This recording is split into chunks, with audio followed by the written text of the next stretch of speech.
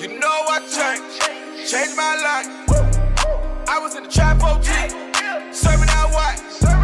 Think about it day to day, day and night. Last night I had a drink, and it felt so right. In the trap was serving fiends. Put work on triple B. Big 40 in my jeans. Hip hop meets hoops. Welcome to another episode of Hip Hop Hoops. I am your host, Anthony Igadero. I got my co-host with me. Woods is in the building. What up? Let's go. Let's go. We're in the building. Nah, got me laughing. Yo, we got a special guest in the building, man. Legendary. Nathaniel Mitchell is in the building, everybody. Legendary. Holy. Listen, thank you for The coming mad on, brother. scientist is here. Yes, thank you for coming on. It's been some time. I know you were on season 2.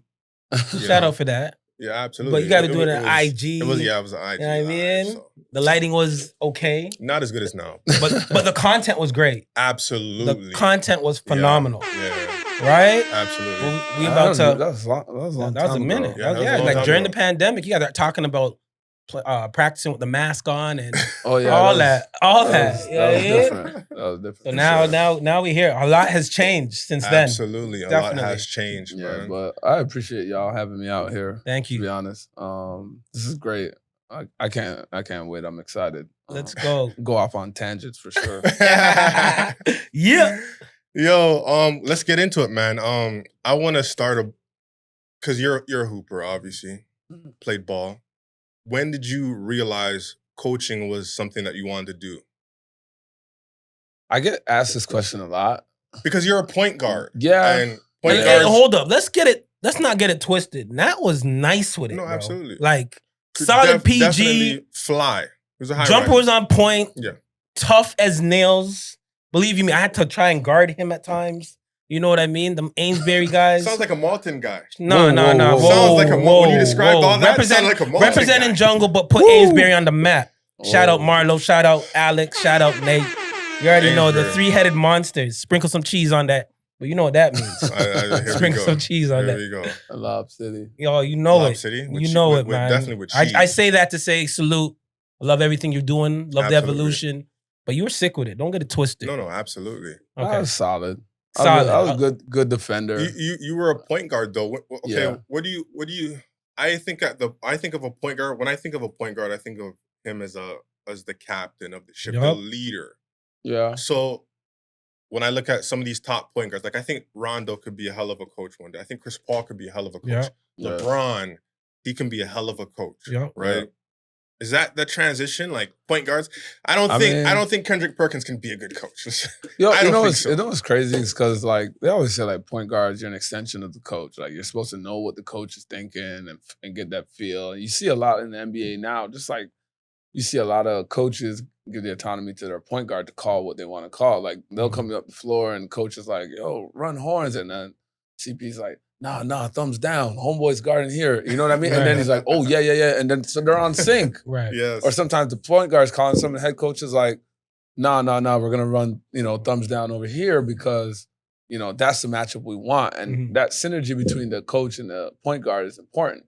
And for me, my maturity over the years, like playing to coaching, that helped me because you gotta listen to your coach. You guys have your ideas too, but like Right. I feel like coaching has evolved where it's a partnership. It's a partnership. It's not definitely. just like do what I say. And I think Mm. you still see that especially in college, to be honest. Mhm. But those guys are developing, so they're not necessarily knowing what they're doing, from a point guard standpoint. So for me, growing up playing point guard, I always wanted to like have an input in what we were doing. I remember giving plays to my 8th grade coach, Jim Clark, like What school? Coach What school Booker is at that? Lawrence Heights Middle School, There you right go. there in Jungle. Yo, Okay. shout out Jungle City.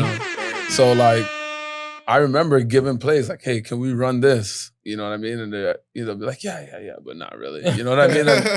And it just kept going. I remember going to high school, playing, and I knew every play. Like every play my coach ever put in, I knew it. I memorized it. Like I could put people in other positions. I can go play another position and know exactly You what knew to do. everybody. That's Right. just like how I was. And I was disappointed when my teammates didn't do it. Right. And I felt like, man, I can't wait to go to like a better high school, or I can't wait to go to college because these guys are gonna remember, Right. you know, or play pro and these guys remember, like, and it never changed. So, Like, Coach, there real was talk. always guys that didn't remember. Sorry to cut you off, but did you coach as a senior at Oakwood? Did you coach your junior team at the same damn Yeah, time? so like my last year at Oakwood, I was an assistant coach with the junior team. So like you play double headers, like senior play first, junior second, or junior first, Yeah. senior second, regardless. So like I would coach our game and then go play the senior game. That's dope. There'd be a lot of times like in practices, like Mr. Miller, Anthony Miller at the time, well, he's still there at Oakwood, and they're still winning. Shout out to Shout out Oakwood. Legendary school. Yes, sir. But he allowed me to come in and like help, and I would just always be around, like helping, be an assistant coach. Mhm. And I actually remember that summer I was waiting around for a school. I didn't have a school yet, and we were playing. But I had there was these like 10th graders playing OBA, Right. and John Clare down at Scatting Court. You know, we were representing Scatting Court, Hyde Park, and he needed somebody to coach that team because he was coaching the older team. Mhm. So I said, I'll do it. And I remember coaching that team, and like we weren't always together. We just couldn't get it together until like the last provincial championships, and we won. But like, I remember being the head coach of that team at like 18, 19 years old, and we won a championship in the OBA. Wow. And then looking back at it, now we had 4 Division I players on that team. Who were the players? remember? Christian Kabongo, Oh, God. Alex Hill went to Cornell, Ronaldo Dixon, New Mexico State, Mm. and Tyler Murray, who went to Wagner. Shout out Right. Tyler. So we had 4 like Division I players. Another player went out east and played in youth sports level. Mhm. Right. But like that was like looking back at like that was a really good team. Facts. You know what I mean? And we 4 won. Division I players on And one team. the day we won, like our community center manager like was with us. You know, he drove the bus Right. and all this stuff, the bands. And when it was time to line up to get our medals, you know, they're like, can the coach come up and, you know, tell her, you know, give out the medals and say the name. So I start walking towards it to do it. And he was like, no, we need the coach. And he passes me up. No. And he calls for the guy. And the guy's like, man, don't worry about it. I remember Alex Hill's dad coming over. He's like, listen, you're a young guy, just won a championship. Yeah. Like, you're going to be good. You're going to be coaching for a long time. Don't worry about Imagine that. that. Yeah, it was crazy. It was crazy. That is interesting. Yo, that was a dope He just story. pushed you down like, Yeah, Yeah, like- that's kind of like where it started, to be honest. Like Yo. coaching in high school, going to junior college, doing the same, like just, you know, playing, university playing, coming back in the summers, coaching. Mhm. And anytime I was a big workout guy, like I needed training to work out. And we didn't have like individual trainers like how some of these kids had per se. Like John Clare would be in the gym with guys. I remember that. But it was like him and like 9 of us. Mhm. It wasn't like one coach and one player. Or in these cases these days, you're going to gym, it's one coach, 4 guys helping one guy get better. Like it's the ratio is just different. You know what I Right. mean? And it's actually good that it's going that way because it's like advancing our basketball. Definitely. Kind of lost my train of thought there, but along that path and doing that while I was training my friends. I was getting better. So now Alex Johnson's with me, Marlo Davis were with me. We're going to the gym 7 a.m. and I'm leading the workouts. So before I even like think about coaching, like I'm developing like a leadership role, You know? how to communicate to guys. Like, oh, this is what we're going to do for us to get better. And I'm leading workouts. And it just kind of like, it's kind of like how it just, That's crazy. I've seen some workouts with you, Denham, Javon Shepard. Yeah. Like, Kevin Francis, Yeah, man. crazy. Fran Yeah. man. And that was like even when I was still playing with Five Guys. Five guys. Shout out Five Guys. Yo. Like that kind of just came from us working out together again. Like I would do the training and I was kind of like, man, I think I'm just gonna try to get a job in the NCAA. I think I could coach in the NCAA. I want to recruit. I thought I knew a lot of the young players in the city, around the country. So I'm like, if I go Division I could recruit these guys. Right. And at the time, there wasn't a lot of like Canadian Division I coaches. Shout out Jamie McNeely. Jamie. Shout out, You Jamie. know what I mean? There was some other ones, but I'm saying like really from the city and Right. going out and getting kids, there wasn't a lot. So I was like, this might be an avenue for me. Yeah. And so in doing that again, like training these guys and just fast forwarding life, to be honest, is like, that's where it all started. Like I remember Denham training on one side and I was training Stephanie Skirba on the other side. And at the end of the workout, I remember I saw Big Mike and Denham working out and I was like, these guys doing, I think they need to do something better. Right. And I went up to Denham at the time and I was like, yo, I can get you better if you like, just give me like 2 weeks. Yo, if I don't get you better, I'll pay you. Look at that. And Wow. D Brown looked at me and like, it was kind of crazy. He gave me that face. That face. Yeah. With the handshake. Yeah. With the hands. That's Denham right there. Get me better. And I was like, So that was the first conversation you ever had with him? yeah, like real talk. Like I dapped him before Right. we Yeah. played. Like he didn't know me, but I was working down there. And he said something to Skirba. Yo, Skirba, I see you working down there. And I kind of walked up to him and I was like, yo, like, I can help you with your jump shot. I can do this, that. And he was like, yeah? I was like, yeah, I'll come to Falstaff tomorrow at this time Yeah. and we'll start working. And literally we started working and then it became like, yo, what time tomorrow? Yeah. What time tomorrow? Yeah. What time Yeah. tomorrow? And like for like 3-4 weeks, I was just working out. Like I was still working out those girls in the morning, Kalisha Keen, Alicia Tatum, Stephanie Skirba, Yeah. goats of this woman thing in the Goats. city. Goats. Facto. And then so like when I started doing that and then I started getting some of these guys, these older guys, all of a sudden Denham was like, yo, Rock, when you come back from overseas, Shout out Rock. Shout Shout out out to guy. you gotta make sure you see this guy, Nate. And then so next thing I knew, Rock was coming in the gym. Right. So now I'm like, doing workouts like for Rock and Denham. And I started diving deep into it. So I started watching more European basketball, like just trying to figure out, okay, what can I do to get these guys better? Mhm. Because in my mind, they've been working with like the elites of elites. Easily. You know what I mean? So before I knew it, again, like fast forward 3 weeks later, Javon Shepard's coming to the gym. Yo, Rock told me to come, Right. get this working. So before I knew it, like I had Rock, Denham, and Shep, but that was like all word of mouth. Like these guys just coming in and Facts. just coming into the gym. Where I knew it again. They were hitting it like, yo, Junior Kadoon's coming home from Marquette. He wants Right. to work out. Like, all right, cool. And at this time, we're just throwing them all in. And like some of those guys that were on my young boy team now, Mhm. they're coming up, right? Like Matthew Wright at St. Bonaventure. These guys are Right. starting to become pros and stuff. And before I knew it, I'm just like, me and my boy Sheldon, at the time, we were working on all these guys. We had like 8-10 guys in the gym at the time. Ashton Smith, Justin Dennis, Papa Opong. Like it was crazy. All pros. And All they were all pros. pros at the time, you know what I mean? And this time I was like, yo, I'm kind of like transferring. I'm about to be a junior, trying to be a college coach. Right. And then so, friend, I'm like, why don't we just play? So we were doing all this training for an hour and a half, 2 hours. And I'm just like, why don't we play? And the timing was amazing. Right. There was a lockout in the NBA that year. Mm-hmm. This is like 2010, 11, I think. Mm-hmm. NBA lockout. So it was affecting a lot of the guys going overseas. Mm-hmm.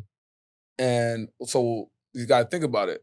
The top EuroLeague guys were waiting for NBA guys to not play in the NBA and come over. Over there. Yeah. Like Josh Childress, remember he signed that big deal, Yeah. Right. And then so In like Greece. it was a trickle down effect.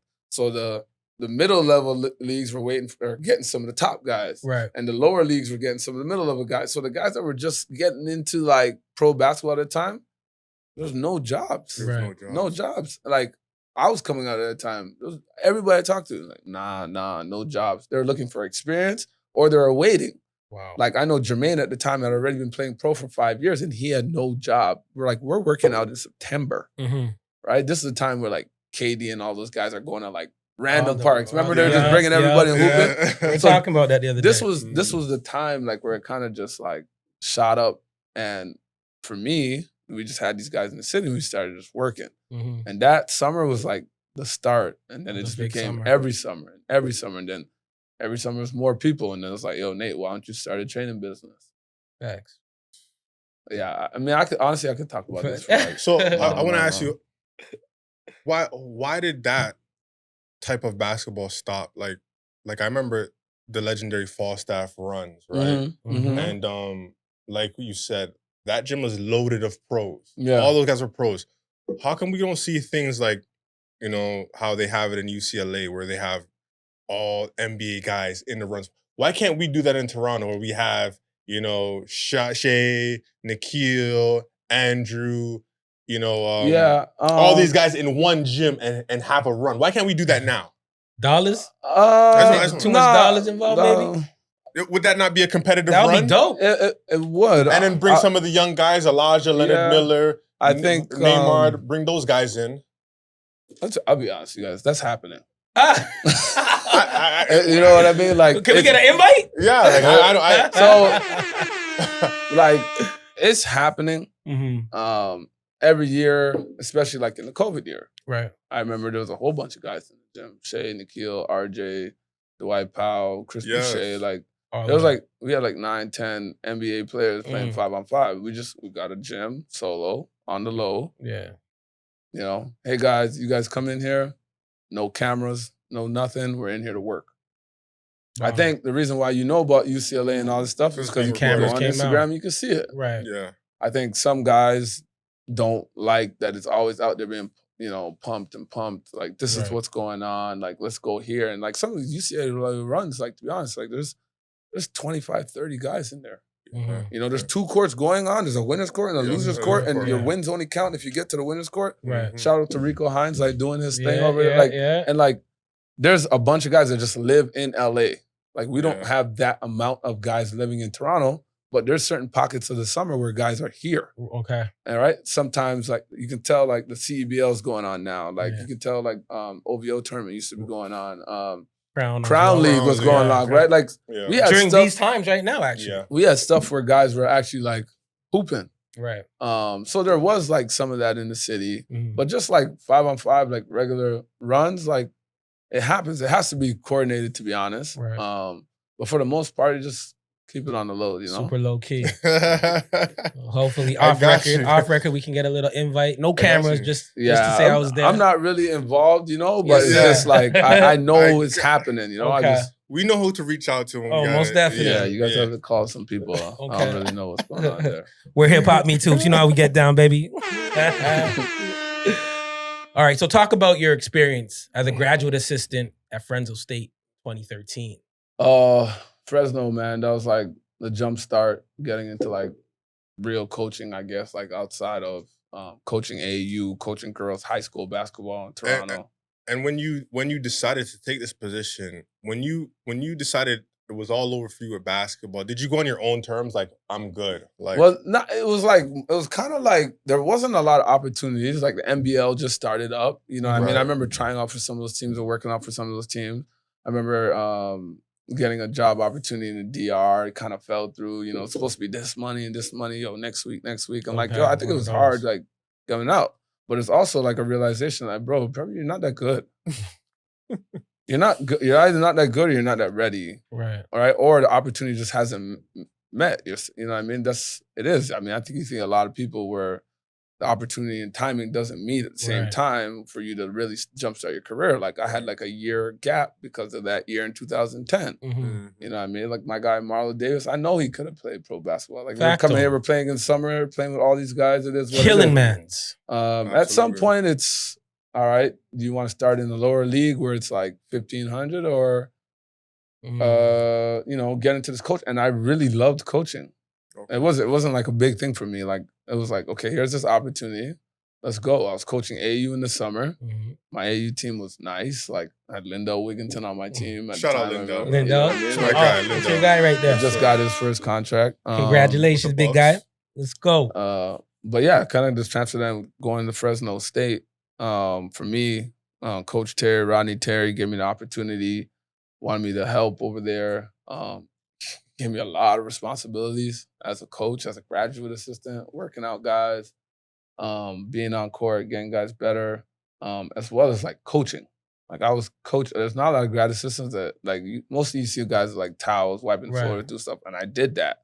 I still do that to this day. But at the end of the day, it's like I got to coach. I got to like help prepare scouts. I didn't get to That's like a lot. present. No, it was a lot That's for a a lot grad for assistant for sure. It's not in the grad assistant job description. That's for sure. But he looked at me and he was like, "Listen, you're a young black man in this business. I see that you have some skills, leadership skills, and some qualities, like Yeah. I'm gonna put you in positions to be successful. Facts. And like he pushed me, and I was like, yo, I was all for it. Like I can't thank him enough. And then I kind of like the next year when I got a G League opportunity, D League at the time, I was like, oh, should I go? And he's like, you need to go. You need to coach. Like you can't turn down these opportunities to get the NBA. Like groundbreaking situations. So you can always come back to college. You can't always get to the NBA or D League. Point. Great point. And so like he pushed me to go, and I took the job. And I remember going from like delivering 0 scouts to 26 of 50 that year under Scott Morrison. There you go. Number 1 G League team in the year. Hold that.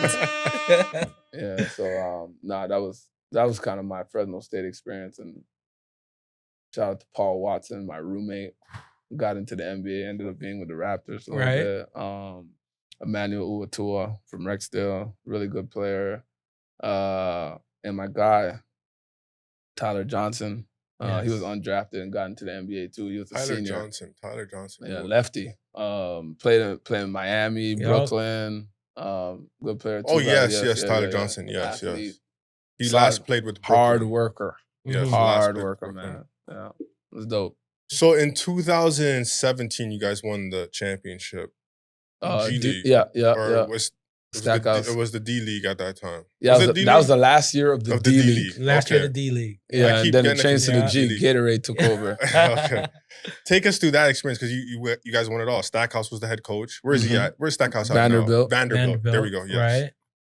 Take us through that whole thing, man. Winning a championship. I think Pascal got MVP, right? Pascal was MVP? Yeah. Pascal and Freddie played on that team, correct? Yeah. So just going on through that whole year, to be honest, like it was great. It was a great experience, a great learning experience. That was now going into my 3rd year into the D League. And I felt like, we were just getting better. Stackhouse did a great job managing the staff, managing the players. Thought the players got better.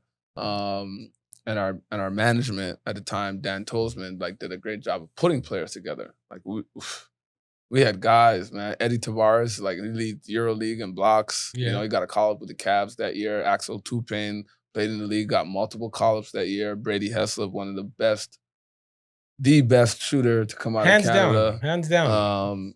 You know what I mean? Brady. And then we had Fred VanVleet, Will Sheehy, Bruno Caboclo at the time. Bruno was playing the 3. Bruno's making. He's coming back. I've seen him with Memphis, I believe, summer league team. Okay, he's playing well. Looking really good. Give him the right. Only 26 years old, man. Yeah, he's doing all right, man. He's playing well. So, and then and obviously Pascal was with us. Those guys Norm was with us the year before, actually. Okay. But that's that second year with in the 905 history, basically, I was with Stack. Fred and Pascal were just coming down, in and out. You know what I mean? But the other guys, really carried it. The whole, it was crazy. We had the best record in the league. It's 39-11 or something like that. We were dominating. And then when those guys came down, it was just even more. Yeah, Pascal, that was his coming out party, to be honest. He really settled in down there and helped us win, and he got better. And he is what he is today, 3rd-team All-NBA. Problem child, man. This is his second time making 13. Yep. Yeah. Top 15 in the league. Can't take that away from him. That guy works. He works. Straight up. No days off. How do you see his development from a rookie till now, man? Because you've seen it. Yeah, I mean him and Freddie's, man. Yeah, I think those guys, they have a work mentality. Regardless, I walk in to the gym, they're there. You know what I mean? They're there. They get on the court. It's clockwork for these guys, man. Yeah. This is a undrafted and a late first rounder. Yeah. Right? And Pascal was he wasn't known to be this skilled guy that people knew about. He had some ball skills. He was athletic and stuff like that. But he became a shooter. He became a ball handler, a playmaker, and he's still developing in all those areas. But the amount of work that he puts in with, the staff, with the Raptors, with his guys when he's in LA or in, Florida. He's worked with Rico Hines a lot. Sure. He puts in work. So I mean, I know a lot of people have helped him, but at the end of these guys, these players, they put in work. Fred, he puts in work. I remember being in Tampa last year for a national team, and again, I'll get up at 6 a.m. and go on the Peloton. Yeah. Fred's walking, he's already in the gym. Like 6 a.m., like it's June. Right. Like, bro, what are you doing? You know what I mean? And this is why. Well, shout out to Peloton. I be following your IG stories, man. That's what you call it? That's Yeah. You want to explain that real quick? They need to sponsor you. Yo, bro, Nah. you're doing a Love great Peloton, job of showing man. them love every morning. Very Yeah. consistent with it. I'm like, what Absolutely. is that he's on? Yeah. Peloton. Shout you Peloton out. is dope. Keep me in shape. Something to have at home. Very motivating. Love the music. Club Bangers ones is For crazy. sure. 30 minutes. Can't go wrong. Alice Dasani goes in. Yeah. All right, man.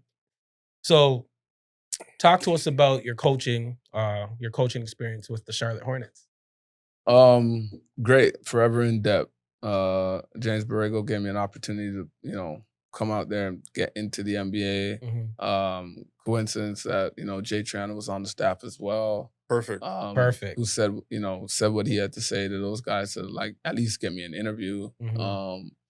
At the end of the day, like I go in there and I interview with these guys and it was a good fit. It was a great fit. My experience from management, top down, unbelievable, professional. I learned so much. Again, you just get an NBA, the amount of responsibilities that, someone can give you, it can either be small or large. And I thought that, Coach Borrego gave me a lot of opportunity to coach and grow. And sometimes that comes rare in this business. Mm-hmm. And just forever in depth. Like I really appreciate those people a lot. It was tough. It was tough leaving. Mm-hmm. You know what I mean? But it was a great experience, to be honest. I wanna ask you a question. When you did the interview process, how was that? Like when you're here, were there like 7 guys here asking you questions? Like, Nah. how was the interview process? I mean, to be honest, that was more of a time like I think everybody has their different ways, but it was like real mellow. I came suited and booted, like I came up and was like, "Hey, sit in my office." And I chill. He was wearing shorts, a t-shirt. Just one person. Well, it was the head coach at the time. We sat there. Okay. Tell me about yourself. It was probably 20-minute conversation. It was done. It's like, all right, we're gonna go upstairs. I want you to work out one of our players. So I got changed, put on my clothes, went on the court, worked out Dwayne Bacon for about 45 minutes for an hour. Right? And after we're done, I remember showering up and we all went to go eat as a staff. So it was like, the staff that they hired at the time. And we sat there and we ate and we were talking. He would ask me random questions like, what do you think about our team? Like, where do you see our team's strengths, our weaknesses? And like, he would just want me to know what he wanted to know what I already knew about the team. Right. So that's like, for me, making sure I knew our background. I was like, well, Marvin Williams, Nicholas Batum, I see these guys versatile defenders. I can see us switching a lot defensively and causing havoc and things of this nature. And Michael Kidd-Gilchrist, like, we spoke about that. So he knew I knew about the team. Right. So is this something that you just prepped yourself for, or you just knew off the rip? Just being you need, if you're going into a job interview and you don't know the team that you're about to, like, you're behind the 8 ball, because you need to be coming in there with like piquing their interest on how you're going to help that organization grow. How you're going to bring value, right? And if you don't know the team, the roster, that's like basics, you know what I mean? You're drowning yourself right there. I just remember I went to the bathroom, I checked my phone to make sure, okay, this guy's name is pronounced like this. You know what I mean? With Billy Hernan Gomez, because Billy, it was spelled W-I-L-L-Y. We call him Billy. It's not Willie. Right? So, but if you don't know that, you just read it, you're like, okay, but like that, again, they also know you have some familiarity of roster and people. So that was cool. We sat there, we ate, we left. He talked to me again for like 15, 20 minutes. Yeah. He's like, we'll be in contact. Boom. Like, I flew in that morning. I left at like, my flight was at like 5. Yeah. Back to Toronto. You know what I mean? So it was cool. Did you get a chance to meet MJ?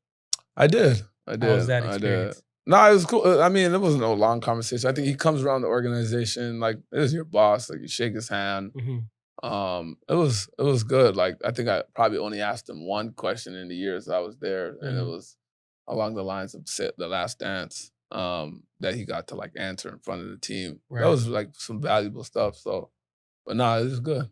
Is it like confidential, or you want to share a little bit?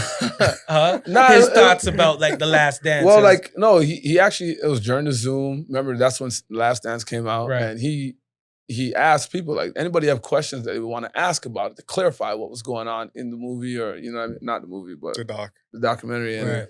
he says, I just asked him, and it was more so for a leadership standpoint for some of our guys that were growing. We had a young team, Right. like Devontae and these guys Shout out Devontae. Devontae going Graham. into a leadership role. Mhm. And I thought Bismack Biyombo was a great leader, but he's not your best player. Like, I think if your best player is your leader, a lot of the times it helps your team. Yeah. Yes. And Devontae was like a second-year guy. And he was the leader. He was growing into a leader. We haven't Mm. drafted LaMelo yet, right? Right. This isn't still in pandemic time, right Mhm. before the bubble, right? Right, So, like, right. Terry Rozier and Devontae, these guys going into a leadership role, it was Right. important for them to understand what Mike was thinking. And I said, Mike, like, in your later years, you're moving to Washington. You know, what would you have done? Have you done anything different from a leadership standpoint? Because you've been the best player your whole life. And now you go into a situation where you're still probably the best player on the team, but there's Right. other guys like, you know, it's I a think little Stackhouse even. was there. Like, Was Stackhouse or was Rip Stackhouse there? was leaving. I mean, Okay. Stackhouse was there. Right. And he Ramos was there? scoring over Right. 20 points a game. right. And so I said that because I thought our team, there wasn't a lot of separation. I thought Devontae was good. I thought Terry was good, Mhm. right? Like, there wasn't, and Miles was, you know, coming and Coming PJ up. just finished his Right. rookie year. Like, I thought those guys were really good players, but there wasn't like Kemba Walker Yeah. and everybody else. Mm. You know what I mean? Yes, Everybody yes. knew Kemba was the best player, Right. Mhm. and down the stretch, we're going to get him the ball. I think when you have a young group growing together, they start to look like, okay, well, how much money am I going to get if I just take the back seat and things Right. like that. It's like all these things come into play. I felt like that was kind of similar. Michael was at the end of his career. Like, Yes. Biz is not the best player, but he's an old guy who's, you know, speaks out. Right. And Mike just said, like, he felt that he would have gave more leadership opportunities to other guys. Maybe it would have been Stackhouse, right? You know what I mean? Yeah. But at that time, the coach was Doug Collins, who Doug coached him Collins. when he was younger, right? Yeah. So, like, And that's he's MJ's still young boy. it's right it's there. hard. It's like it's tough to kind of let that reign go because you've been that your whole life. There's Right. a different way to lead per se. And so I thought that was like very valuable for the guys to That's a hear. hell of a And for question, me, bro. if I want to be a coach one day, it's like I want to be able to explain this to guys. Like, when you're That is a transferring hell of a over, question. Right. how do you let these guys have what they have? You know what I mean? Mm. That's an amazing question. The gem right there. Another gem right there. Facts. So I want to. You spent what 3 years in Charlotte? Was it 3 years? So I want to know the difference with the G League and the league. Like, coaching guys in the G League, are they more humble compared to coaching guys? Like, did you ever have guys they were arrogant, they didn't want to really listen to what you were saying, per se, guys in the G League, where they were just like, they want to get to the league, so they Yeah. would be more willing to want to listen more?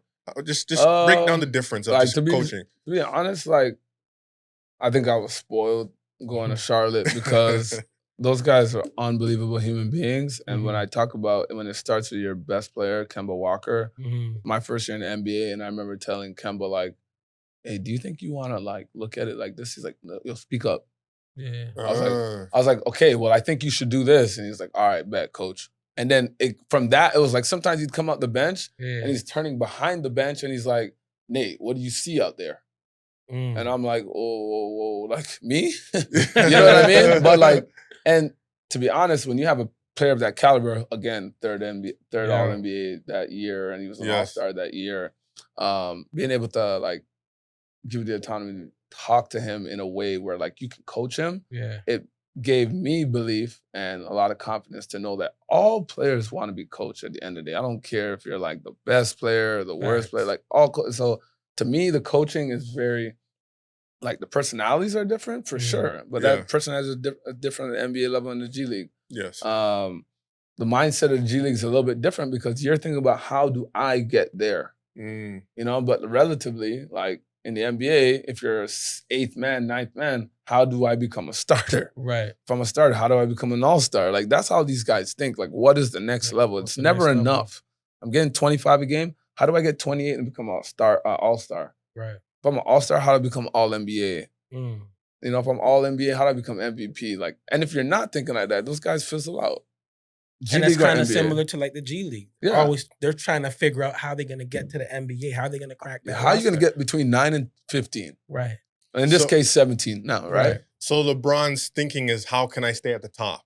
100%. He knows these young guys They're are coming. coming. Like, you know what I mean? Like, he's like, and that's why you see the evolution. Like, he's forever working on his game. He's forever Forever. working on his ball handling. Yeah. He's doing certain things. I'm being the post a little bit. I'm three. I'm gonna set. I'm gonna roll. Like this guy, when you talk about pick and roll combinations and scouting Yeah. for Oh, like what man. you're gonna do, like you have to account for what he's doing. Who is he setting for? Who's setting for him? Right? On what side of the floor? Is it in the middle? Is it in the side? Like you have to know these things. So a lot of people on the watching TV are like, Yeah. oh, they're just switching everything. Well, hey, if I told you, hey, I just want you to switch, it's pretty simple, right? Right. Versus like when he's on the left side and you need to press up and send him right because you know he's gonna look at the ball and slide step to his left. When he's on the right side, it's okay, keep him going baseline. When he's in the middle of the floor, just keep him strong. Slow down. You know what I mean? I want them to take this in. Take No, that in, You're going fast. it's like that's just him.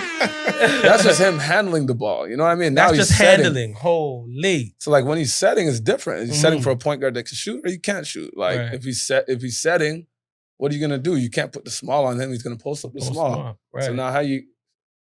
Man. It's a situation. There's very few guys like that where they're Right. handling and setting that are issues in the league. Mhm. And there's some that can develop in one. I think there's one here in Toronto. Hell yeah. Who's the one? Message. Message. If you know, you know. You know what I mean? All right, man. Let's transition to Team Canada. All right. Yeah. Sure. All right. So the FIBA America Cup starting up in Brazil this summer. You'll be the head coach, Yeah. right? So how's the preparation going? And are the troops ready to compete? Yeah. Right now we're like in the recruiting process. Okay. Trying to get certain guys to play. This summer in Canada basketball has been one of the most busiest, probably the busiest summer from men and women. Global games, senior women's national Amazing team. event, global game, Gold Jam. Sorry. Yeah, Global Jam. Right. And the senior team played earlier this year for their win. Those are going to play again in August, right? They're playing Argentina out in Victoria, right? And then the AmeriCup, which is equivalent to the Euro Cup, which is going on in September 2nd to 11th, which I fortunately got the opportunity to coach. Nice. We're trying to make sure we have a good group to go down there, probably targeting some of the younger guys to get them reps at the senior level. Right. Because again, our outlook is like one team continuity and getting these guys prepared, that we can pull when they're ready to play for world championships, the Olympics in 2024. And then, again, how are we going to be on the podium again in 2028, Right. in LA. So that's kind of like the vision. And we've just been preaching this continuity, commitment, and I think that's really important. I'm actually going to branch off right here because I feel like it's really important that our community is like on board with that too. Like Facts. us as Canada basketball, we're trying to get all these guys at the top to be Right. committed. And I think that has to like trickle all the way down. Like at some point, we all need to get on board. How are we going to support Canada basketball? And how is Canada basketball supporting our community? Right. And some of that sometimes is just us going out and helping. Like for me, that's how I feel, is how I give back is if I'm in the gym with a young guy, Yeah. like I'm going to get him better. Like, you know what I mean? I'm going to touch people. Oh, you're a young boy? Oh, you'll come, I don't know. Shay and Nikhil are working out over here. The Canadian national team guys, like you should come in the gym and just watch and see. Or you're going to jump in the workout. Right. Like I think that's important. And if the commitment is there from the young age group, you should see. I think that's where we've kind of like wavered over the years. I don't Right. think we're like all the way in all the time. And we're not talking about injury. We're not talking about contracts. We're just like literally like pride. And I Right. see that when I see other countries. Right. Like we're in locker rooms and I'm there with Nicholas Batum. And for 3 years, he's pounding my shoulder. Yeah, remember what we did to you in France? Huh? Remember with Tony Parker? And then I was with Right. Tony Parker too. Right. When he Hey, came Nate. out. Hey, Nate, you remember what I did to you? Remember? You guys didn't make the Olympics. He Right. scored the last 9 points of the He game, did. by the way. Right? Craziness. And we didn't get to Right. go to Rio. But I'm just saying, like, these guys, their like pride is different. Right. Like Luka had $220 million on the line and said, I'm going to go play. Facts. Now, I'm not sure I would do that. I'm just saying, like, these guys, they feel like if they don't play, their people, their family was Yeah. like, what do you mean you're not playing for our country? Because that is the top. Right. In Europe, like you play for your country, that's the top. I don't think in Canada, US, we're thinking like USA. No, NBA is the top thing. Right. You know what I mean? I think we have to start switching our mentality. Like, yes, you want to make it to the NBA, but like Olympics is once every 4 years, man. Right. I think that I can't remember which player said it, but I believe he said that winning the gold is more important than actually winning an NBA championship. Well, to him. it's harder. It's You harder. know. Definitely. You're one. I can't You're remember which 12 player one it of was. 12, man. Mhm. Like how many players are in the NBA? Like over 300. Like Right. every year you have opportunity to win. Like you can get traded. You can get traded to a team, and all of a sudden you're on a team that has a chance to win, and you win. Right. It's hard to win an NBA championship. Like, don't get me wrong. Right. But like to get a gold medal or medal, like how many people have a gold medal? It's Not a tough. lot. You know, That's USA has been dominating. Argentina had one earlier. Like these guys are like putting themselves in situations where it's really hard just to get to the Olympics. It's Facts. harder to get to the Olympics than to win at the Olympics per se. But Some yo, people just may to say. piggyback off the community piece, Yeah. there's a lot of grassroots teams coming up, young up and coming teams coming Yeah. up and they're playing from grade 4. Yeah. And during the Global Jam, I noticed a few organizations bringing their kids out Yeah. just to see it. Yeah. Some of them couldn't get a chance to go watch the marquee games, but the early games, Yeah. female or male, Yeah. they're watching it. They're taking it in, watching Brazil. I remember my son telling me about the point guard on Brazil. Yeah, He's like, it's tough. tough as good. nails. Yeah. You know what I Pretty good. mean? And I was just like, this is where it starts. Yeah, and I they think can start it's, appreciating it, I right? think it's important. Like, for instance, like that's a situation. You had a Big 12 Division I team that's going to be top 10 in the country next year. And there needs to be more people out here. Listen, if you really want to go to Division I basketball and you're like in high school or whatnot, like how are you not at these games watching the level of game to see, am I there? Am I good enough? What else can I do? Because Baylor just won not too long ago. 2 years ago, they're national They're- champions. You know what I Right. mean? Like the Yeah. kid that we just played with is going to be a top 10 pick. Right. He's going to be a top 10 pick. Easily. George. Right? So Yeah. like, I just think that like it should like coaches, like if you don't understand the level, why are you not there? Like when I was in high school and Baylor came to play at Ryerson, I was there because I wanted to watch. I want to see like, am I good enough? Right. Mhm. And if not, then I got to keep going. If I am, I got to stay sharp and keep going again. You know what I Right. mean? And the level of play, I think we don't have like a real understanding of it all the time. Yeah. But we're I having agree more with you. guys going, so like, Which is a it's plus. good. But we still got work to do. Got a lot of work. Well, So no- coaches, on the grassroots level, you heard Coach Nate, man. Please. Let's develop the capacity of our community. Me and this man here, we had a conversation about our senior men and our senior women, Mm-hmm. and believing that our senior women would have an opportunity to win a gold medal before our guys. And I do. love my What do you- what do brothers. you No agree? disrespect. What do you? I agree with him. Honestly, the women, I mean, they're top 5 in the world. Yeah. Right. They're doing a great job and they're still getting better. Right. And their commitment piece is high level. I think they don't deal with as much of some contract situations that the Okay. men Yeah. do. Right. I'm just in general, it just doesn't happen as much because the timing is different, right? They play during the summer, right? They Right. take Yeah. a break for the They Olympics. could. Like, Definitely. it's different. But no, the women have done an unbelievable job developing. I think the coaching is amazing. You can see these girls really transforming their games. We're playing at bigger schools. We're playing in the big games. Right. Big games. And it's great. Like if they win a medal, that's amazing for our country. I'm not Right. sitting here about to compete with them. Like I mean, we want one too. Right. But I don't think I'm like sitting here saying who's gonna win one first. Like Right. if someone wins one, we're all good. We're all good. We're all winning. You know what I mean? Bottom Absolutely, line. absolutely. We're one. I just love the fact that we can actually put together a whole full NBA roster, and that's something that we weren't able to do before. Like we can have how much guys on the roster? 12? 12. So we can have 12 guys in the league. Yeah. And that's something that we And couldn't be able to, like we weren't able to do that before. And I'll speak to that. My experience as a head coach at the Global Jam, the biggest thing I took away was roster construction. Mm. And I think we, again, as a community, and some of this goes to our coaches again, we have a misunderstanding of roster construction to win a game. Mhm. What do you need on your team to win a game? Right. Do you have enough shooting? Right. Some may say if there's a profile that wins over the course of the years, right? You need to have 5 to 6 guys that can shoot a certain percentage from 3. You need to have a certain amount of guys that are rebounding this amount when they're playing in their individual teams. You need to have one guy on your team that can guard the post one-on-one, no double team. You need to have one on your team because someone in the world, when you get to the medal rounds to win, is going to have that guy. Right. And if you're double teaming all game and you're in rotations, it's tough. It is. So, for example, if you can guard the post one-on-one very well, but you are a better player than him by far, Right. who should I take on my team to win a medal? Gotta take him. Okay. But when you get cut, and where are you going back to tell who they're hating on me? Right. But is that like that everywhere, or No. like that's the politics of the game? It is right. Right. I'm not gonna sit here and tell you there's no politics in the game, but when we're sitting here whining about it, it's a different thing. You know what I mean? Yeah. But if you understand roster construction, Mm-hmm. that's what it is. The average height of a team that is on the podium for a point guard is usually 6'2". Mm-hmm. So if I take 3 guys at 6 foot and under, 3 of them, Right. am I really thinking we're just going to be the anomaly and win? Like, Right. what are we doing here? Mm. You're a better scorer than me. Yeah. He's not.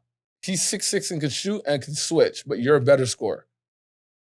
We need one guy on our team that can chase on screens because we're going to play Australia and they're going to be chasing on the baseline. Mm-hmm. Lou Dort, that's your matchup. Get in the game. Bomb. You know what I mean? For that, to win that game. Right. We just picked Zach Eddy's big kid at Purdue. He's 7'4". Like, okay, he's young. There's a lot of NBA players, right, in the NBA that could probably play.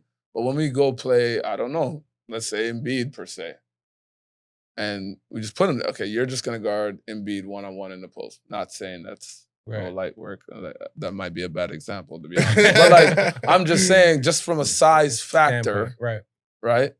These are the things that are going in. When we're in the war room on who to take and who to cut, it's not always like you're going into camp and it's like, this guy killed this guy in camp or he outplayed this guy in camp. Right. Because you can outplay somebody and you don't fit the roster construction needed. If I need 4 guys at 6'7" with versatility that can switch, I need 4. Even if the 6'3" guy's better than the 6'7", it doesn't fit because we need to rebound. Teams that don't rebound don't end up on the podium. But Coach, would you just take at least one 6 foot and under guy? 100%. Okay. I'm not saying all my small guards, man. I'm looking out for you, baby. I'm looking out for you guys, bro. You know, like I took Chris Paul. They got a gold medal. Like I just saying, like that's you have to start thinking of these other things, of these factors, and I think. And I was a victim of it because when I was younger, I'm looking at it like, how come this guy doesn't get the opportunity that this guy gets? Or this, like, that doesn't make sense to me. Right. But you don't fit the roster construction. That's not a slight to you. Right. It's just unfortunate. It's a numbers game. We can only take 12 out of the whole country. Right. So, it's a small number. Or you duplicate something that we already have. So then we end up taking it. You know what I mean? And I think more people understand that, they'll start to realize it's not a hate thing. Right.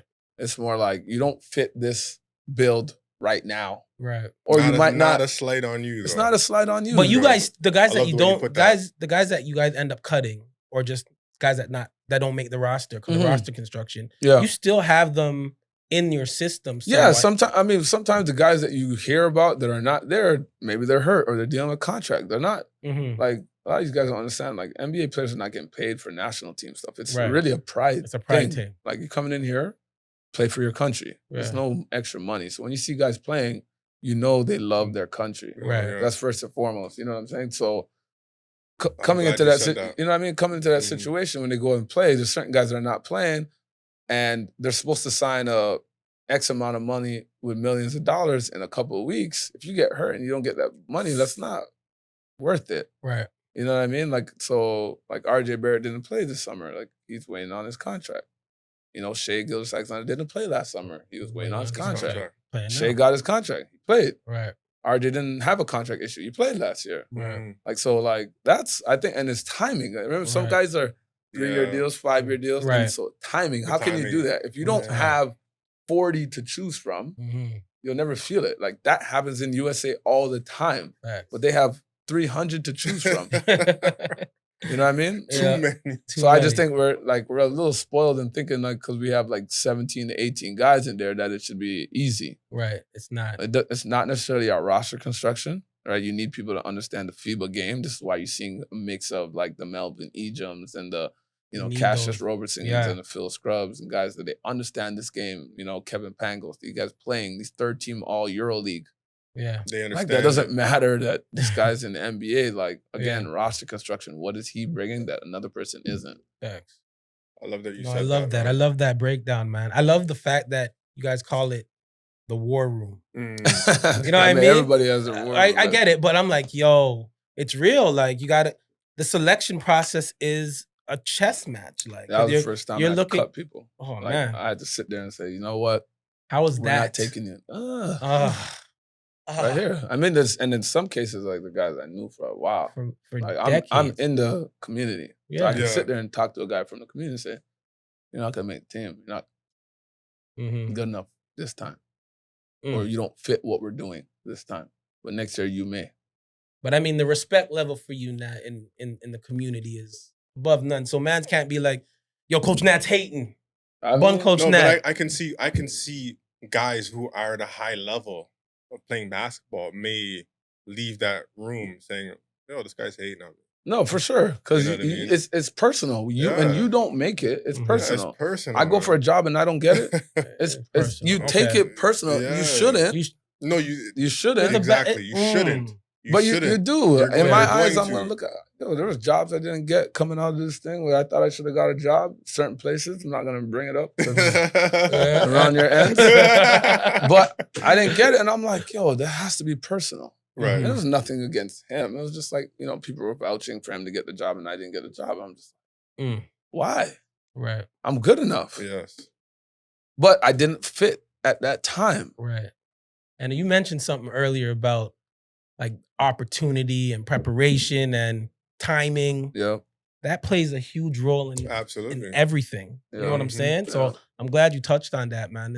Sometimes it's not that you're not good enough. It's just the timing. Roster construction, And man. sometimes, Yeah. honestly, God says, yo, this is not your time because I Mm. have something else. Yes. I didn't get that job.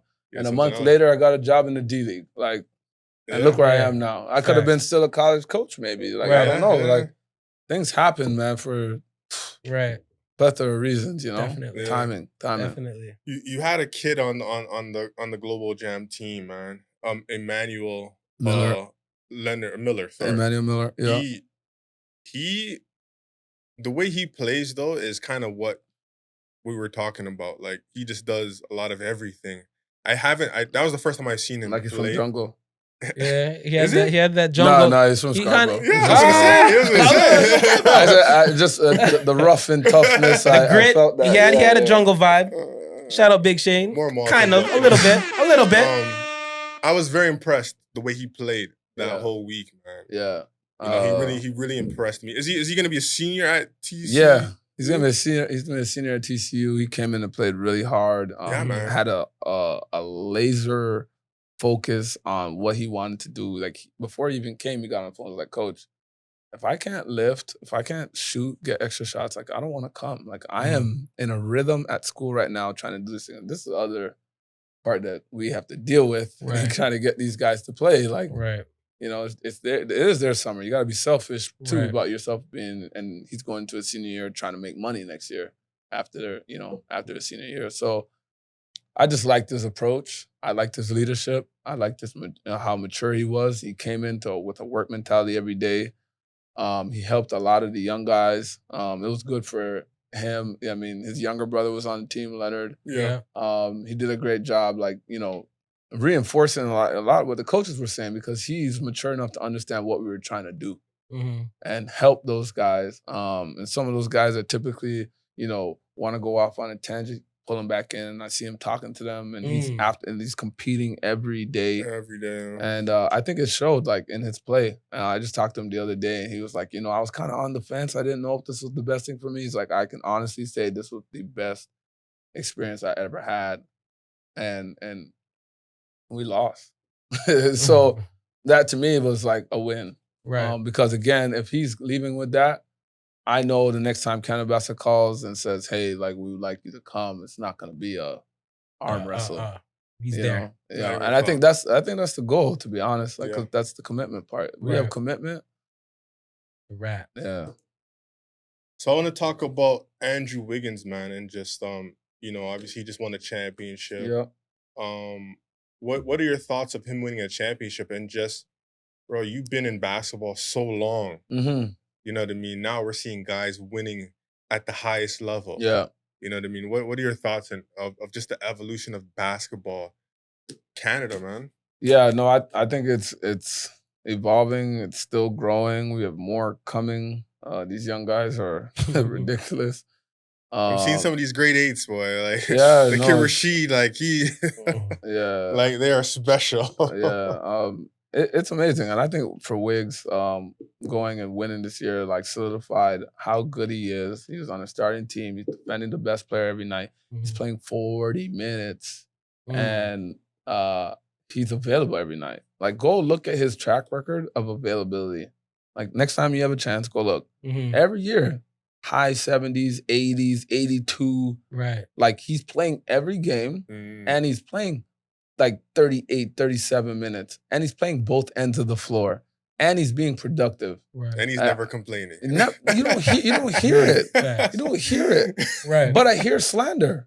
Right. Always. Always. Like, this is a guy that averaged 24 points a game in the league. Like, guys, it was on Minnesota. I'm like, what? Like, what? he made the playoffs in Minnesota. That's what I'm saying. You know what I'm saying? And so I just think that, again, his level of work ethic, his day-to-day process of how he wants to be good and how he wants to be viewed at, I think him winning just solidifies himself as one of the best Canadians ever. Like, he had an all-star year this year. Started, He's a two-way player, which is hard to find. And the guy's an unbelievable person. Like, personality, vibrant. I never understood the Wiggins slander. Like, I just didn't get it. Like, nah, I don't get it. I mean, it's expectation. I think people just look at it with expectation. Like, they just think number one pick, they think MVP. Like, I mean, not every number one pick that came out this thing was MVP of the league and whatnot. Like, this guy's gonna play, like, he can play till 17, 18 years I think in the league. If you're a first round pick and you played 10 plus years, like, in the league, like, a winner. You're good. You're good. Now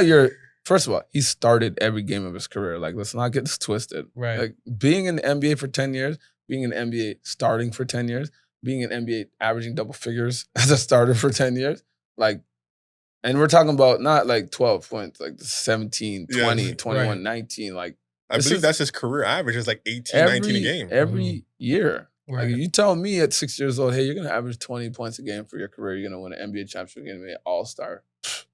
That's status. What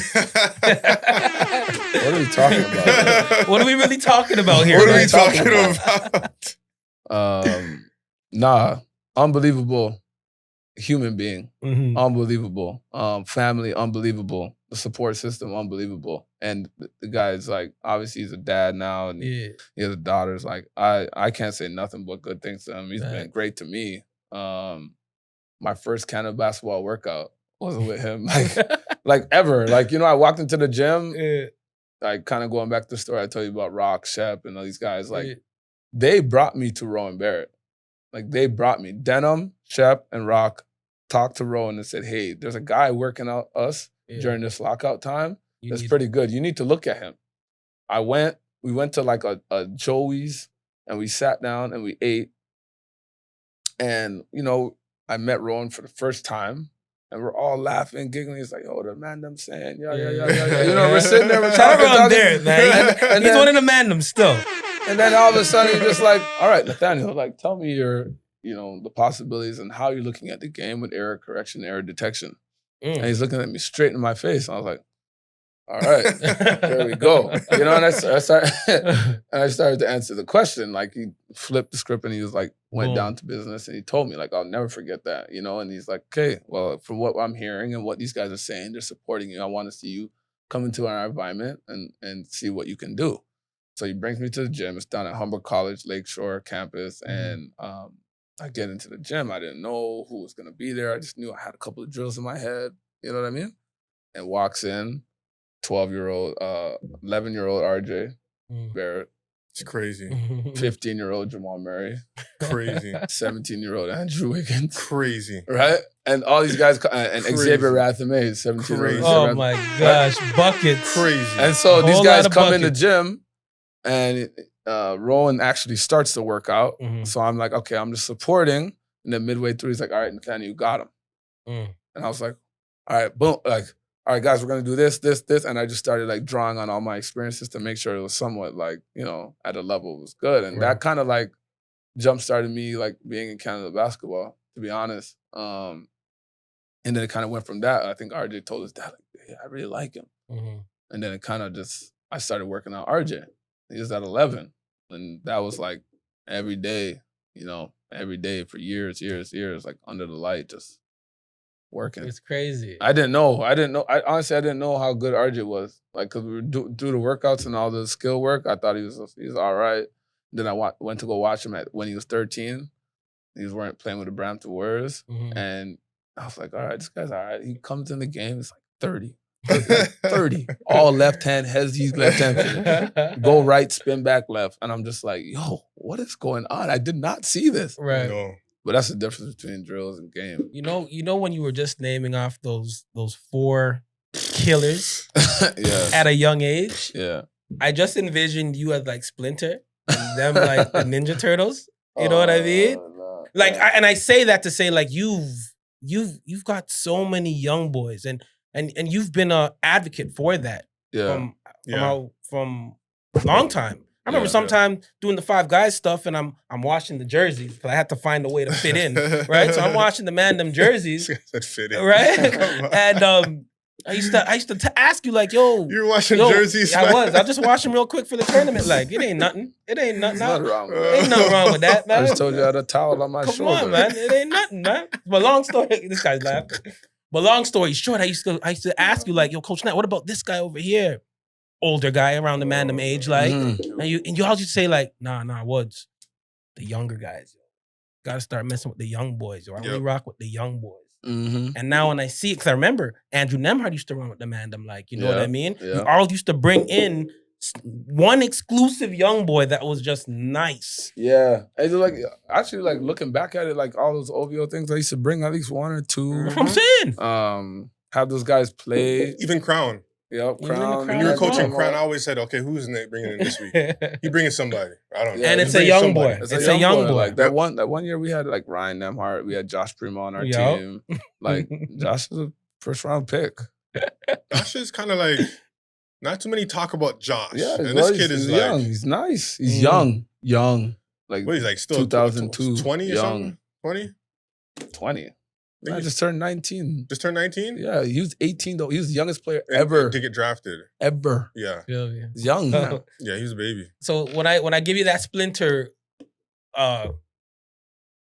you know what I mean? Nah. My fault. I trying to. I'm just like, yo, you're like that master. Like you're like that guy to these guys, man. Yeah. And it looks like they'll run through a wall for you. You know what I'm saying? Well, like, I mean, I think that's just the sweat equity. Like, I'm willing to like, hey, let's go to the gym. I'm going to rebound for you, try to help you. mm-hmm. If you want a phone call, let's talk, let's text. You know what I mean? During your year, send you a text here and there, like, yo, good game today. I saw this, yada, yada, yada. And just kind of keep it like that. Like, it's a relationship. They know they can open up to me if they want to. If not, like, I just kind of like let them be what it is. But like, there's so many other coaches that are involved in their lives and helping them. Right. That like, for me to like come in and say like, I'm the main reason, it's kind of crazy. Right. Like, I'll help, but like, these guys, they've been coming up. Like I just told you, I met RJ at 11, but no one's talking about like his dad rebounding for him at 6. And then when he misses 3 in a row, RJ had to rebound it himself. You know what I mean? Like he always tells me that story. I'm stealing that. Yo, if I didn't make it, he'd make me rebound my own shot. You know what I mean? So I think their parents was like pivotal like just as you see these guys coming, a lot of these guys are second generation players too. Yeah. And so I see that's why they're good. I think it's the respect level, man, that they have. Like Global Jam, when we was it against the US? I think it was against the US team. And after the game, like everybody was just sitting around. You know, you got Shea guy's a max contract player. He's sitting around and he waited to like show you some love after the game. You know what I mean? He could have just went on his way, but he made sure like, you know, he stayed. He wanted to like, yo. So I see that respect level from what that they have for you. Which is, I mean, again, that I guess that's just sweat equity too, because like when we took Shea at 17 on the senior national team in the game I was talking about where Tony Parker scored the last 9 points in the game. Like Shea didn't play on that team. Like we had point guard Tyler Ennis, Corey Joseph, Brady Hessler. We had Tristan Thompson, Joel Anthony was still in there, Anthony Bennett. Like we had some good players, and Shea wasn't really getting the game at a 17-year-old kid, and so. Being like a player development young coach, like we were going to the gym early. Like, hey, like this is the first time you started lifting weights. Like I was like, no, you need to do some core work. You need to do this. You need to get on the court. You need to do this. I remember Steve Nash coming to the gym early and said, Shay, you need to do this stuff with your shooting. Like you need to focus on. And I think that time right there that we spent together, like while we were in Italy and the Philippines and helping him out, we kind of built a bond. Like sometimes you go to these national team things, you build bond with people because you're with them every day. Right. If you're with somebody every day for like a month or something, like you're gonna gain some type of relationship, positive or negative. In this case, it just happened to be positive, and we just kept that relationship open because it's like a national team thing, you know, between us. And he always wanted to come back and play for his country, and this was the first time he got to come back and play.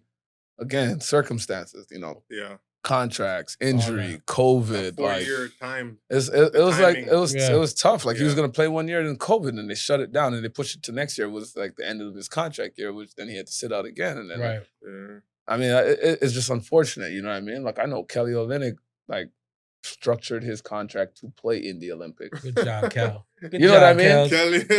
But again, because of COVID, they pushed it back a year. Yeah. And so then he was in a year of limbo. And so we didn't have him last summer. I think it's tough, man. It's tough for the pros, man. But that's like the relationship piece, I think. And that's why, even though like I'm in the community, I think Canada basketball has like helped me gain some of these relationships as well. So like I'm forever in debt to like community Canada basketball nonstop, you know. Facts. For sure. This year, man, Raptors, what is it, 2022-23 season? Yep. You got Rico Hines, new hire, legendary, runs out in LA. How do you feel about him joining the staff? And where do you see the Raptors, if we can talk about that, you know, how do you see the season coming along? Yeah, I think every time Coach Nurse hires somebody, it's a great hire. Facts. You know what I mean? And obviously you have people of your skill, like people like that of their skill set to be able to come into your staff and help advance what you're doing. It's important. So the more people we add with that type of caliber is only the more like we spread amongst our players. I mean, I think all of our staff is really good with player development to try to get guys better. They're committed to it. This guy obviously has a reputation of that. And so adding him to our staff, I think is only going to enhance that. And we've always been a organization of getting our players better. Right. We always preached on that. You know what I mean? Especially down from the 905. When it comes to development, come on, man. I mean, it's always, they talk about winning for sure, but like, winning is like the ultimate key, but in order to win, you got to have players. In order to have players, you got to develop them. And so, like, you got to make sure you have the people around to help these guys get in that area. And I think it starts with Coach Nurse because he's like focused on that. He's big on players getting better, so he just makes sure he has people in the place to get these guys better. And so that should only help our team. So Coach Hines, Coach Watson, I look at that like from a superhero standpoint. My bad, I got to bring it back to the superheroes. Like it's like the fountain of youth for some of our young players coming up, the guards especially, and the forwards. But you, Coach Hines, Coach Watson, like that's scary, man. No? Am I wrong to say that? And I know there's more guys on your coaching staff. No disrespect. They're all doing their damn thing. Yeah. But to me, you three, I'm like, oh my gosh. Yeah, I think people like know about us because like maybe like Earl played in the league, Right. right? Like Rico has his reputation of what he does. Right. Like I And think they both played together at UCLA. at UCLA, yeah, It's it's a crazy. big brotherhood for them. Yeah. At UCLA, like I can't say anything wrong about the Pac-12. You know what I mean? But like, I think that like even with me, like I think people know me around here in Toronto, but when I went to Charlotte, nobody knew me. Right. You know what I mean? Okay. So like, I think that everyone in staff does their job at a high level. And I think, again, when you add somebody of that caliber, it just increases it. You know what I mean? I think, I'm just a part of the staff that forever growing. We're always trying to learn what's new, what's next, what's the next best next technology. We're huge on shooting. You know what I mean? Like, how are we going to become better shooters every day? Because it's like almost like number one thing in this league. Like, if you can shoot the ball, you can win, Definitely. So Okay. I think that's where we're at, pretty much. I can't wait. I can't wait, man. I can't wait to see some of these guards, man. Absolutely. You know what I mean? We talked about Malachi Flynn. He just had like 73 out in the pro-am out Light in Seattle. 73. Yeah. Should we expect a big year from him? This is going to be what, year 3 for him? 3. I believe. Mm-hmm. Because when he did get drafted, I was pretty high on him getting drafted. You know what I mean? I thought he would have been a sleeper. So this is a big year for him coming up. Yeah, I think all the players always look at it the next year as a big year. Mm-hmm. I think Malachi's in a situation. He has a work ethic and he wants to get better. Mm-hmm.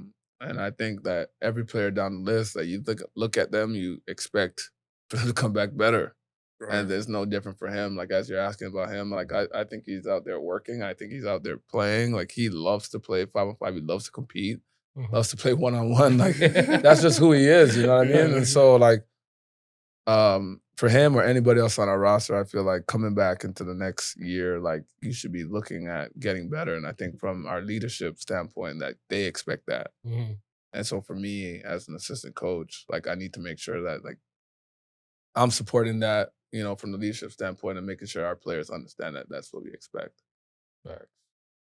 Do most guys stay here and work out, or do they have their own personal trainers and they go back to their hometown and they train and they get better? I think it's a mix. I know our staff, we try to get our guys, especially our younger guys, together like a couple times during the summer. Right. Whether you see some of them out in LA sometimes and whatever, like go to Vegas a little bit earlier. Like they try to get them together a lot. So I think you have a mixture of guys who work with their individual coaches in the summer, as well as some of the Raptors staff as well. So it's a really good mix, and making sure it's kind of all on, all in the same family, to be honest. Makes sense. Yes. That's why I say that Coach Hines pickup was huge, because his runs are crazy. And I remember the year we won, that year we had that preseason or that summer, we had like Pascal, Norm, a few other Raptor guys, Freddie was out there too. hooping as a 5-man run. You know what I mean? So just keep that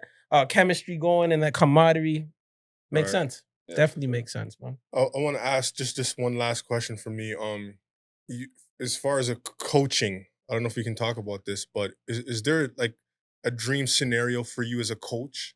Like, as a basketball player growing up, I want to be an NBA player. That was the goal. That was the ultimate achievement for me. Coaching, do coaches have like goals like that in mind? Like, no, for sure. I think everybody's different. I think some guys are like, I just want to be an assistant coach in the NBA, or they want to be in the NBA, being a player development coach. Like, some of these guys come up with player development training and things of that nature. That's what they want to do. So they put themselves in that situation to do that. For me, like, I always wanted to be a head coach. So like, looking at it now, like, yeah, I want to be a head coach in the NBA. And so, like, what are my steps to doing that? You got to start from ground up. You got to make sure you do what you got to do wherever your role is. Be happy in your role, and make sure people understand that you are happy in your role and you're just trying to do your service. And at the same time, drop knowledge to where they know that, like, you can advance. And even with that, sometimes, again, it's timing. It's luck, timing, opportunity, building great relationships in this league. Like, a coach that knows a coach that knows a coach. And this is why you see so many people coming from certain trees and things of that nature. And I think Coach Nurse has developed his own tree. Like where right. like They love Nurse out here. where like, you know, everybody that he's touched has went on and been a head coach somewhere or gotten opportunities. And that comes with winning. Like you go into a winning organization. Like you look at all the first-time head coaches, if they're not former players, they are coming from winning programs. Like or that pop tree. I mean, Coach Pop tree. Well, yeah, but it's a winning organization. You know what I'm saying? So like I think for the most part that's important. And that's why like winning is always at the top. And you hear from our leader all the time. We want to win. We want to win in Toronto. And how do we, do things to win? Right. And then just for me, I just think if I want to get to where I need to get to, like you have to dominate where you're at and the level where you're at and just keep on doing that. When you get little opportunities like being a head coach at U23 Global Jam, I think it's important for me to like take that and build onto it. So here I am, like watching those games over and over and over. I watched the USA game 5 times already. And so now I'm moving towards getting ready for the America Cup. Right. Like this is a senior level tournament. Like coaches that have been coaching for years. Here I am. I haven't coached at that level yet. Right? Like, so how am I gonna be? How am I gonna prepare myself? How does my team look at me with confidence, knowing going into this game, we are prepared in order to play, and how am I gonna manage them through that? Right. When people are not feeling it or when they are feeling it, and how am I gonna manage my staff?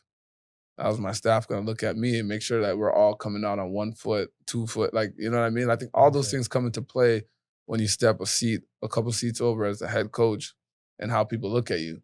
And all of a sudden I get into a interview after the game, like what are the things I am saying, right? Because people are looking at that. Everything I say, it comes out. It could be quoted. It could be put on Instagram, right? It could be tweeted, whatever. I got to make sure I'm very mindful of what I'm doing. And the message is very consistent, right? We're trying to win. We're trying to develop, right? And put ourselves in a situation that one day, like we're either on the podium, right? Or in the NBA, winning an NBA championship. So like, that's kind of like where I'm at with that. Is sick. Well, I love it. Well, I'm praying for you. You know what I mean? I'm super happy for you. Just watching your evolution and seeing, you're part of the.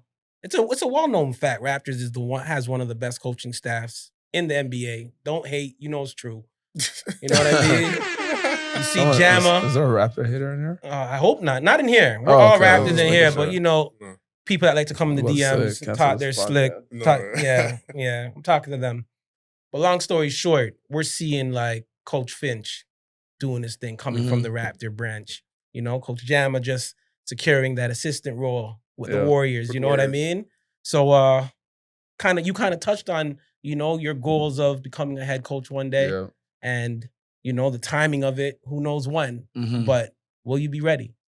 Yeah, I hope so. That's what all this is preparation is for. I mean, it's kind of like why I'm going through this and the opportunities I've gotten so far is like opportunities don't come a lot, man. They don't. You got when you get the chance, you got to grab it by the horns and keep going. Like you got to make sure you're getting stuff done, and make sure people are happy with what you're doing. And at the end of the day, like this is a business of winning. The professional sports is about winning. It's a business. Like no matter how much you want to twist it and be like, oh, he's a great guy. That's the number one thing you hear in the NBA.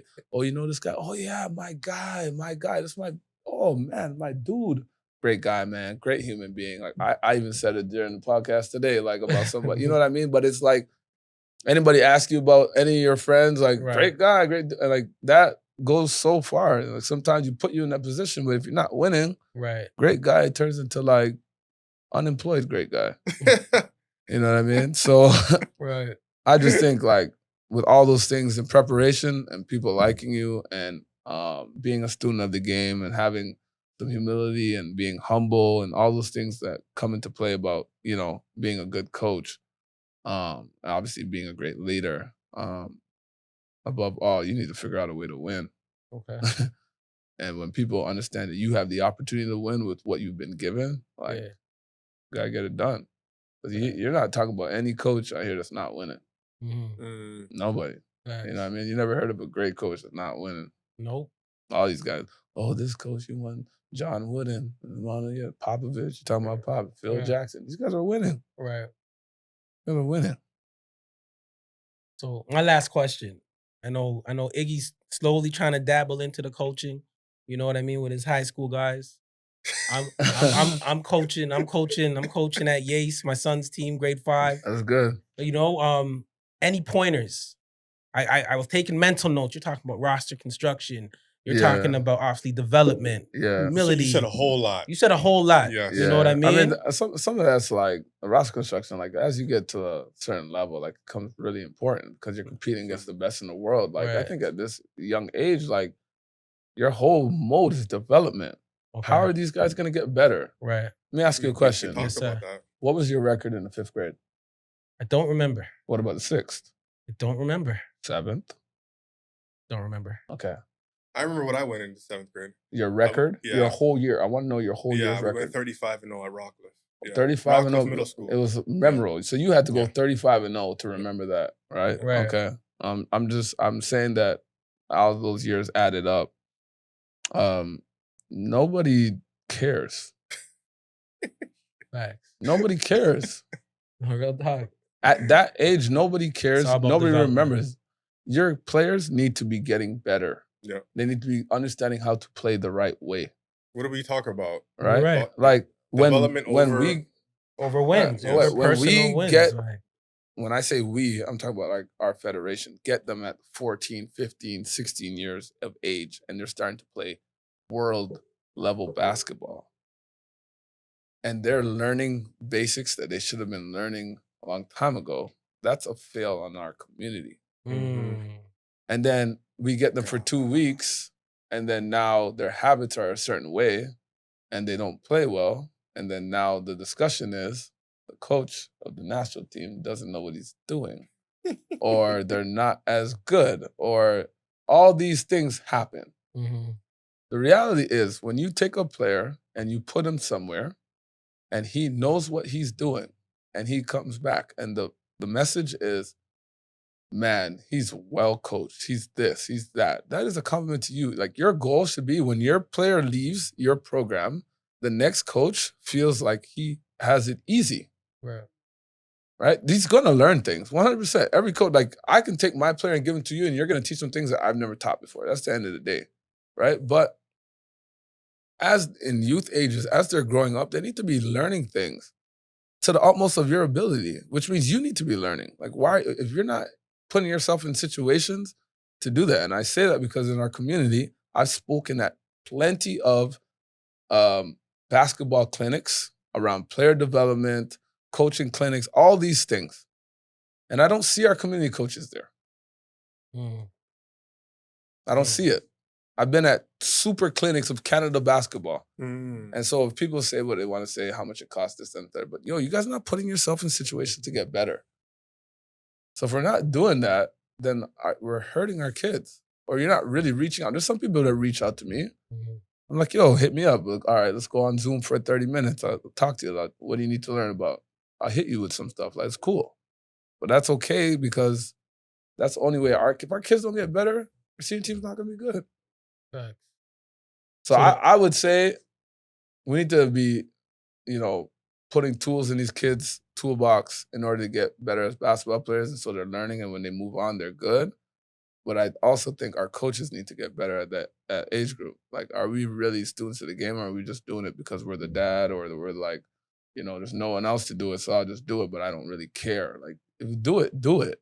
Like, go all in to do it and get better, right? And if we do that, I think we're just overall going to be a better country. I don't think we're always doing that. I think such people are doing it for sure. But are we really, really doing it? As a collective. Wow, that was dope. That was big right there. very- Thank you. That was No, dope. I want to just one. So talking about zone basketball, zone in basketball. So I did a little coaching this year, and we I'm not gonna say the high school's name. I won't say that, but a lot of our players weren't great on ball defenders. So we had a guy 6'5", he stayed in the back. He just blocked everything. Right. So the score was maybe 14-10 first quarter. Right. The other team held the ball Right. whole quarter. Right. my question to you is, how do you feel about teaching kids to play zone defense at a young age? What is your thoughts? So, first of all, the holding of the ball, that's a structure problem. 24-second shot clock, you can't do that. Can't do that. Right. That's why we put the shot clock in. That's why like teams in Europe and kids in Europe are more advanced because they're playing under duress with shot clock and they're learning to make decisions when time is running down. Overseas, they're playing with a shot clock. Kids are playing with shot clock from young. But we're getting that here. Okay. Thank God. I was like, yo, what are we doing? I'm saying in the OSBA, kids have a shot clock. But this was just regular high school basketball. Okay. Again, it's a problem, structural problem. Right. In high school, there should be a shot clock. Mm-hmm. Whether it's 30 or 24, like we got to build to it. We got to get there. Right. Point blank. Right? Our kids will get better. They'll learn better. At the end of the day, this game's about decision making. Right. But to go to your zone situation, is zone good for kids per se? Like, is it good for them to just learn a position? Like, actually, teaching zone is actually harder than teaching man-to-man, first of all. Right. But, like, if you're teaching man-to-man principles and you're playing zone, like, you're in actuality, you're preparing them for one part of the game. That happens a lot. Right. And as a coach, if you're playing against the zone and you're not putting that zone in a predicament to be scored on all the time, then you need to get better. Because if you put your team in a predicament where, like, the other team feels like they can't play zone against you, then they're going to play man. Right. So what are you doing instead of complaining about the zone defense? Instead of just like, okay, guys, when teams go zone, this is what we're going to do. Yeah. And this is what how we're gonna attack them. And after 3 minutes of layups and threes, I promise you that coach will come out. And if he doesn't, he's gonna lose by 30. Right. Or the parents on the other side, get out the zone. Right. And then they're playing man and they're getting to do what you want to do, right? I say that by saying there's another way to tackle it instead of complaining about these teams playing zone. Is it the greatest way to teach our kids how to make decisions and reads and what they're gonna seeing at the next level? Absolutely not, right? Is it a part of the game of basketball? Absolutely. Because when you go, again, if you're complaining about it at 12 and 13, and at 14, you're going to go play against the world in the FIBA Americas, the team slaps on the zone, and you've never seen it before.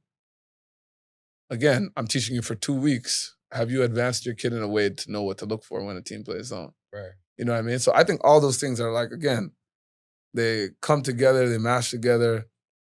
And so if you're a young coach, coaching young team and the other team is playing zone, I mean, talk to the other coach before the game. Hey, coach, do you think you're going to play some zone today? I just want to know if I want to prepare my team for that or play some man. I know typically we don't do this, but at this age, it's about development. Like if it's a real competitive situation, you don't want to talk to them. Yeah. I get it. Prepare your team to play against zone. Facts. Prepare your team to play against zone. It doesn't require shooting. It does. People play zone because they think you're going to take outside shots. But if you coach it correctly, you're supposed to be getting layups against the zone. Mm-hmm. If you get layups against the zone, I guarantee they're coming out of the zone. And if they don't, then they're hurting their own team. And they'll lose by 30. They'll lose by 30. There you go. Preparation is key, man. At the end of the day. Yeah. This is almost like I get like a coaching clinic vibe right now. Come on, man. I'm able to ask some questions right now. Nah, real talk. I love it. On YouTube, I watched Coach Nat. He was talking to a group of coaches, I think. It's on YouTube, and he was talking about philosophies and all that. Oh, basketball immersion. There you go. Yeah, you know what I mean? I be taking my notes, man. Yeah. You know what I mean? But yeah. That's a lot of gems. I might have to watch it for myself again. No, real talk, a lot of gems in it, man. But I don't want to give you all my pointers, all my tricks, because I'm coming for some teams, Right. But anyway, it's a development thing. I got to remember that it's a development. For sure. Not about the wins, development of the young ones. And if you do it right, you're gonna win. Yes. You know what I mean? But yo, thank you, brother. Like this was so informational. Oh Is that a word? Informational? You know what I mean? Informal. You know what I mean? We'll go with formal. The information was proper. I think you touching NBA from grassroots to Team Canada, to Frenzo, to G League, which is the D League now. to the NBA, brother. Like, and I've seen your development from on the court. You know what I mean? And shout out all the guys that coaching, the coaching staff that you have that are your friends. You know what I mean? Yeah. Fun dog. You know what I mean?